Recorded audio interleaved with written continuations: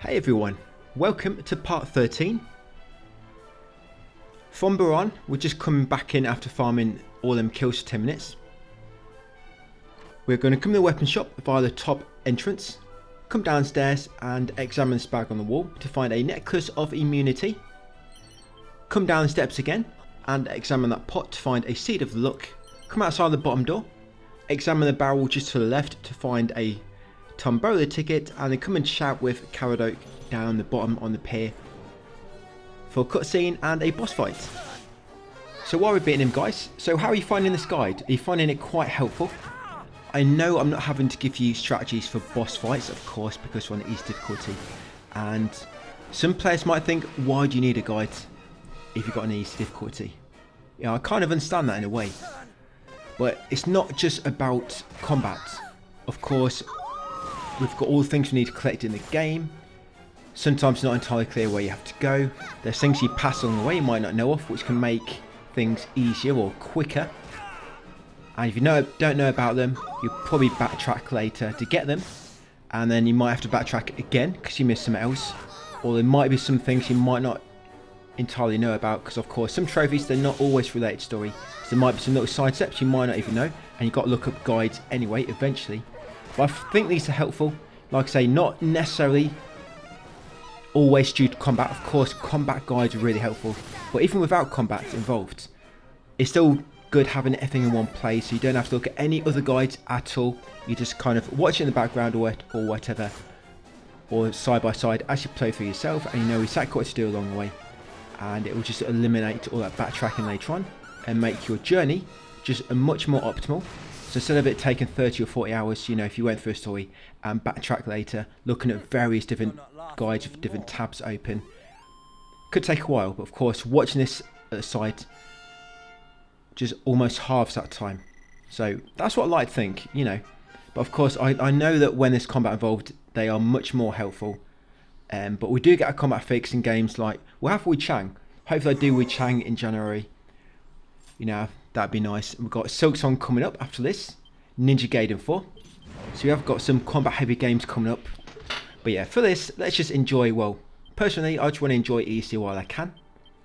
So after beating that boss, we're going to spawn inside the inn after the cutscenes, and Caradoc is having a bit of a nap. Do not wake him up, guys. He's pretty grumpy when you wake him up. So just leave him to it. I'm going to grab some loot. So there's a pot nearby. You've got a strong medicine. These two barrels to the east. You've got Dazzle Me Nuts and some gold coins. And then once you've got them, we're going to warp to Canrock. All the way back over there to, sorry, not south, northeast. Once you spawn in, there'll be a little cutscene. Just me and her. Yeah, nobody else is here for the time being. But we should have a full party after this video. 4 party members. And all these shops we're bypassing, I do eventually chat with them. Just much later on, guys. That's all. So once in the castle, head over to the objective marker in the throne room. Just over here. Just follow the red carpet. You can't go wrong. And then you'll reach the green carpet. After this cutscene, we're going to walk back to Baran. We're going to talk to the priest again, and he's going to give us the forest favour. So back to Baran. I did try talking to the priest without going back to Canrock, and it wouldn't happen. So I found I had to go back to Canrock in order to do this.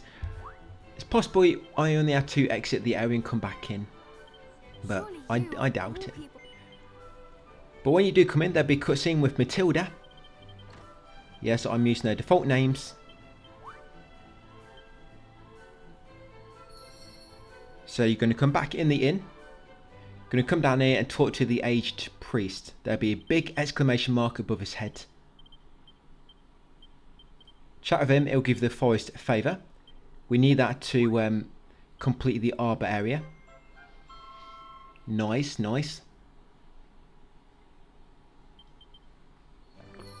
So we're going to warp to the arbor over here. I'm not going to say the first word, so I can't quite pronounce that, I don't think. I could give it a go, but yeah, I don't want to make a fool of myself too early into the video. Still got 20 minutes to go to do that. So once you come in, yes, there'll be a cutscene. Right, I'm going to grab a bit of loot.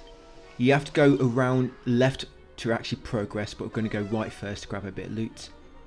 So yes, come right at the first fork. I mean, how are you going to know where all this loot is if I'm not guiding you through it? I mean, you'll look at everywhere, but look in every kind of spot, searching every nook and cranny does take a lot of time. It comes a bit quicker when you do get Snoop. Of course, you don't have that yet. I mean, imagine a lot of these hidden spots I'm showing you. Some of them would be really hard to find by your own until you get Snoop. So I just hit level 24. Yeah, you're going to come right, go around this small pond, then go north here to this chest. Of course, keep getting caught in fights now. Fight on! You have my gratitude.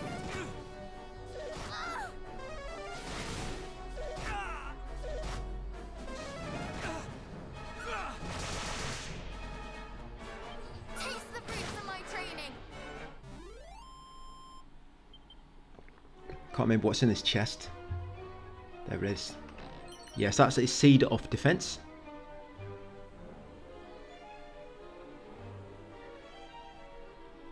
Then we're going to come down the bottom. We're going to get a medal in a second and a seed of luck.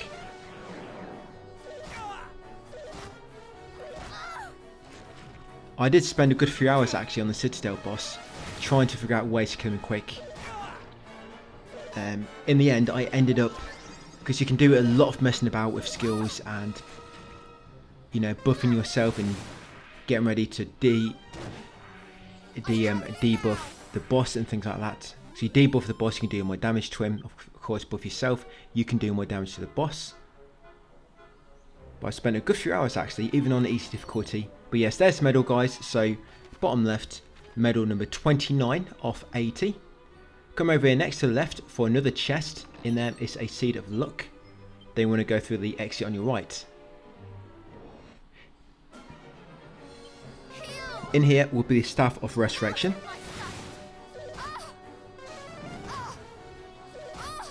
Some of your party members do have some really good abilities. You know, when you hold square to power them up.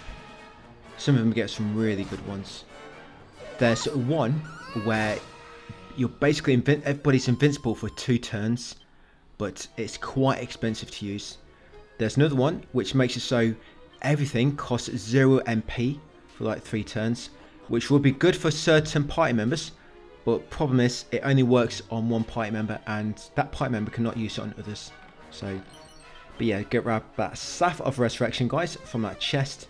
Then I'm just going to walk back to the entrance a bit quicker. You don't have to, you can just go back left, but I think it's just a little tiny bit quicker. If you just walk back to the entrance and then come back in, go back to that first fork and then go left. Yeah, I think it's just a bit quicker doing it this way.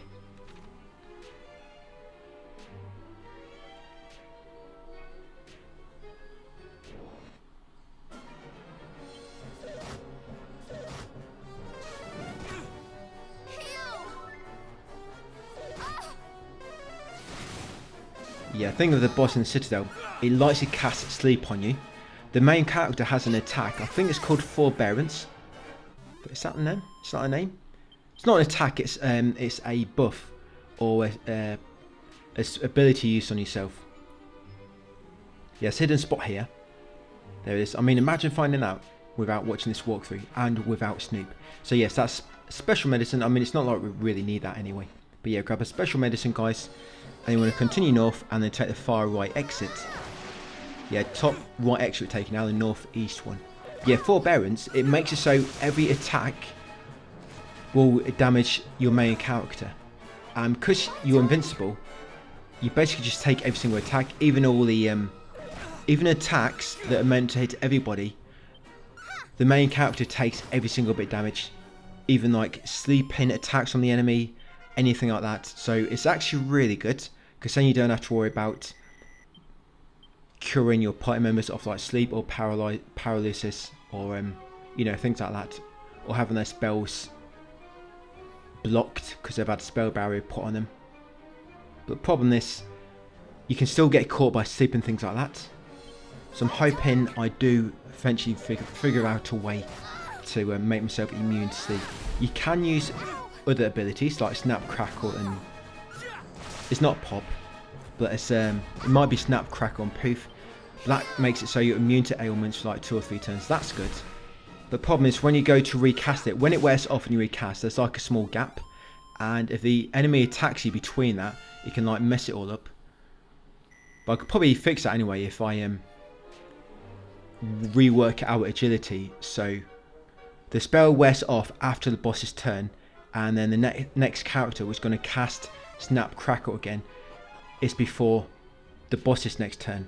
Maybe get away with it that way, but anyway, that's much later. That's post game.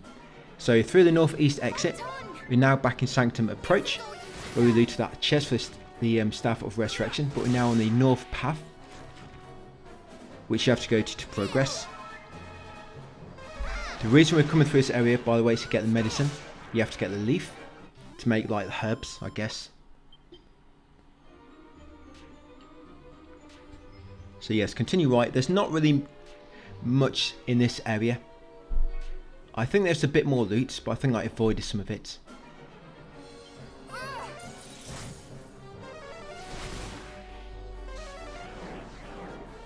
All we're going to grab now is the Seed of Magic to the north, as we make our way around to the northwest. Then we'll be back to Baran. A lot of backtracking to Baran in this video. So around that big pond, like I say, you can see that chest just on my minimap just then. There's nothing great inside it, so I'm just going to leave that one. You might find some chests or loot might give us a new weapon, and you might think, why did I avoid it if it gives us a new weapon? It's mostly because we're going to get that weapon later from a spot which we're going to be looting anyway. Or it might just be a case where the weapon was too far out of the way and I just didn't want to go and get it. Because remember, we need 320 items out of 400, so you can actually spare 80 items. Yeah, so a few of them I will be avoiding. But most of them is because we get them later.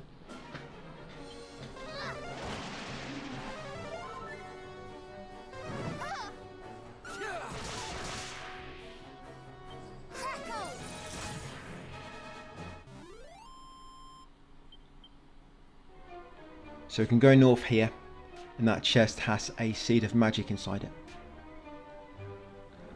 There is no boss fight in this area though, surprisingly. Just basic enemies. There is one boss fight coming up. It's quite an easy one actually. It's just like, it's not a boss, it's more like a mini boss. It's got like 7 normal enemies so you have to fight, which is scripted. But we do have a boss later on. But say again, that's another kind of like 2, not basic mobs, but 2 kind of like mini bosses. So now I've got a chest, all we need to do now is go through the northwest exit and get the leaf.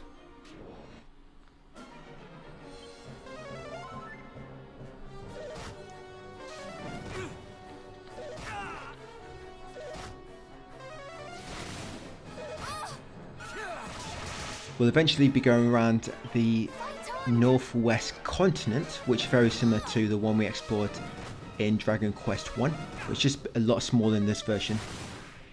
We're going to be going around there at the end of this video and just going inside all the locations and then coming back out, just to unlock them all to fast travel to later on. Because most of them, they got chests in there which are like magic chests or ultimate, and you just do not have the key at the moment to unlock them. So we're going to pop in and then pop back out just to unlock them. So yes, northwest exit. Just made it in time. Carry on to objective marker. And there's our leaf.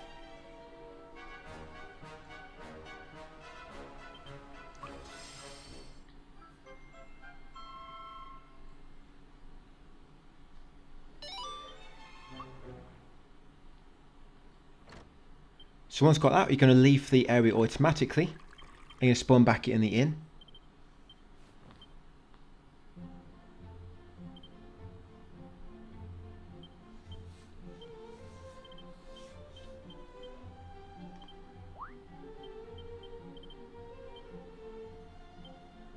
And lo and behold, we've now got everybody with us. Caradoc and Matilda.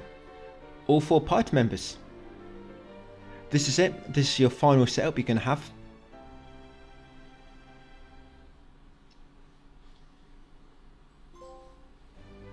Get a trophy there late to the party.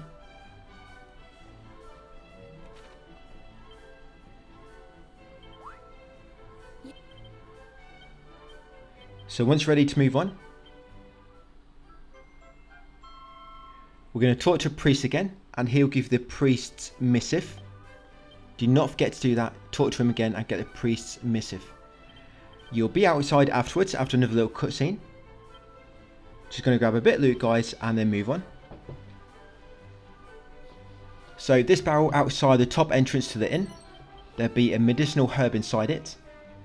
Then we're going to come over to the northwest house with the blue door, and on the right will be a pot. In that pot you'll find a seed of wisdom. Head inside the house. I know it's very blue. You do not need the magic key to open this. Just head inside and then open the wardrobe at the back to get a pointy hat. And in the bookshelf you find medal number 30. Medal number 30 inside the bookshelf. Once you've got all them, you're then going to warp to the shipwright's shrine to the far southeast. That's the area we unlocked by going through a portal. I think, was it in Maidenhall? But once at shipwright's shrine, exit, guys, and get in your ship. Come over to Zahan, over to the east nearby, and then head inside.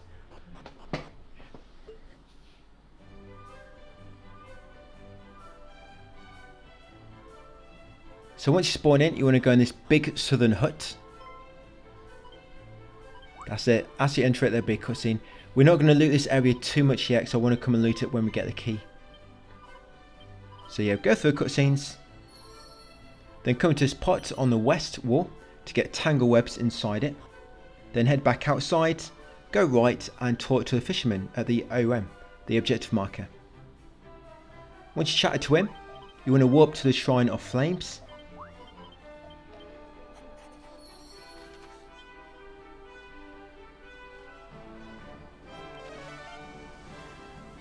Once here, we're going to go into the shrine in front of us and then go into the middle portal.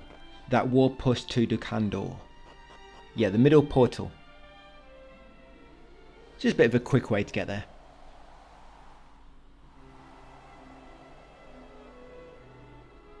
Okay, once you spawn in, I like this spot as well because it also takes you to near scrolls. Two scrolls takes you near them. So come to the northwest bookshelves and you'll find Service Call Scroll and the Muster Strength Scroll.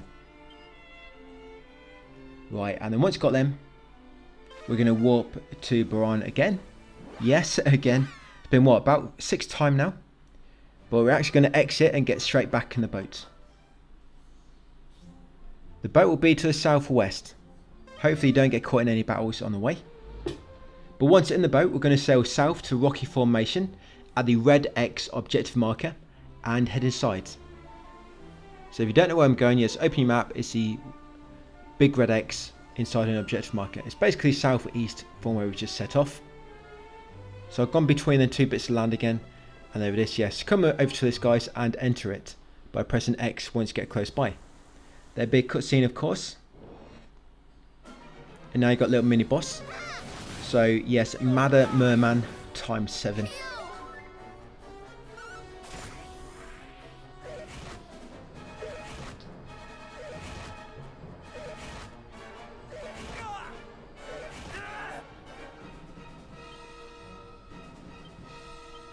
Sometimes you can choose to follow orders, because sometimes the computer AI, there's some attacks it just won't use, like it will not use Wild Side and buff itself.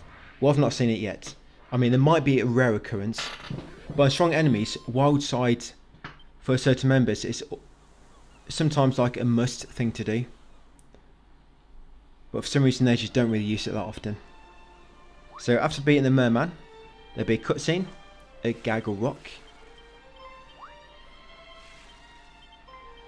That's honestly the correct name of this place. Gaggle Rock. But yeah, once you get control back, I think we're now going to warp to Zahan. But yeah, we're going to talk to mermaids again So once you chat to him straight after the cutscene when you kill the mermans, you'll get control back, but then you want to talk to him again, guys, for another cutscene. Then after that cutscene, you know, because you kind of get pushed away. Yeah, so now we're going to warp to Zahan. So all the way back over there to the southeast. We're going to head straight back in the hut. There'll be another cutscene. Then we're going to walk back to the shipwright shrine.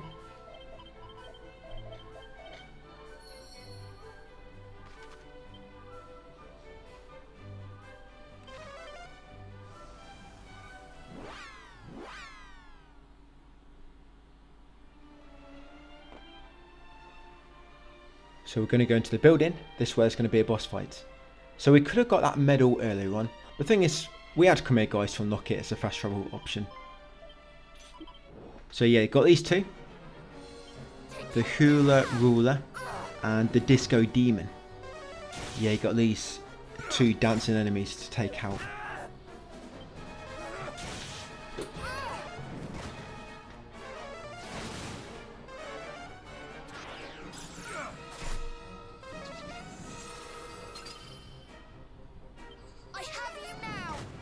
You get the pill earring after beating them.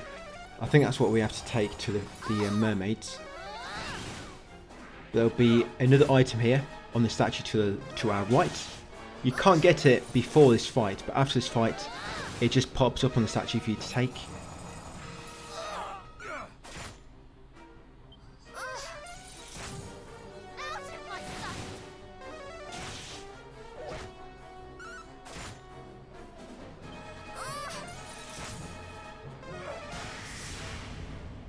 Right, got them both, nice and easy.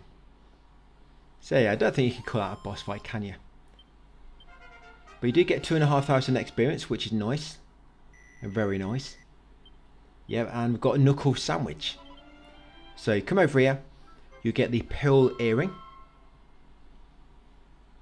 Yes, we do have to give that to somebody, so do not try and wear it yourself. Yeah, come over here to the east, grab a sacred claw from the other statue. And then once we've got them, we're going to warp to Gaggle Rock.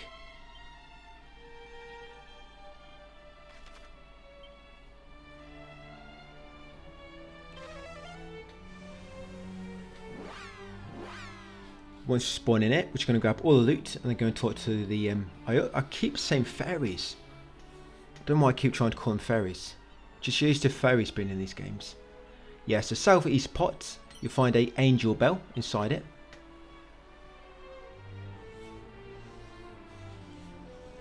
Then we're going to come to the west, and just round it on the right will be another pot with a seed of wisdom, and this southwest pot, hidden spot, yeah, you find a seed of magic. So yes, in the southwest hidden spot will be a seed of magic. Then come and talk to these two once you're done.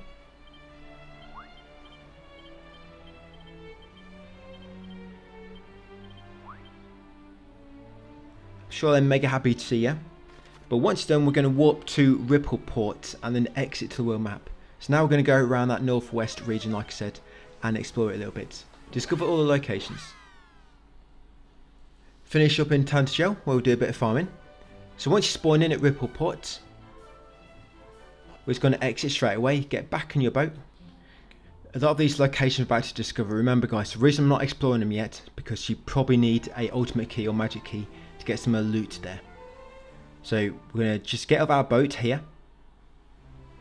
Not there, slightly more to the southeast. Yeah, just down here on this bit of land. Good spot. So yeah, get off your boat here.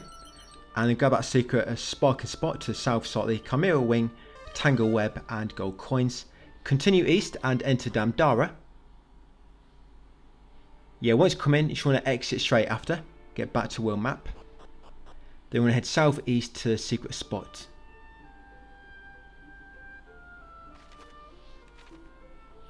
This secret spot here. So in here, there's 4 hidden spots like these. You're going to struggle finding these before you get a snoop. So in the northwest corner near this rock, there's a hidden spot there. You're going to find a recovery ring. Once got that one. Yes, near this tree in the middle of the area, just on the left side of it, a few steps away. will be a medal. That's medal number 31. And then in a hidden spot near this big rock near it on the right, there'll be another hidden spot with a diamond inside it. Diamond. There's one more to go. Spelled that wrong. Put in a hidden spit. Yeah, it says this in a hidden spot between the two northeast rocks. Yeah, it's going to be gold coins times 2,000 almost. 1,700, that's it. So once got all them 4 secret spots, of course, the medal was the most important. Exit, continue southeast, go across this bridge, guys, and enter Cantlin. We're going to be back here probably 2 or 3 times later, so just do our looting then. We'll have more keys available. So since you come into Cantlin and you've unlocked it, you're going to warp back to Damdara. And now we're going to head in the opposite direction to the north. Yes, warp back to Damdara, guys. Exit on the left side if you can. So that's the direction we're going to be travelling in next. Yeah, then continue left and then north slightly. Go across this bridge. You can enter Craggy Cave over here. Just to unlock it, ready for later. Again, if you try to unlock this now, you're going to find quite a few chests with ultimate key locks, keys that are needed, or the magic key. So once back outside, you want to go west and then east around these mountains. Go across this next bridge to the north.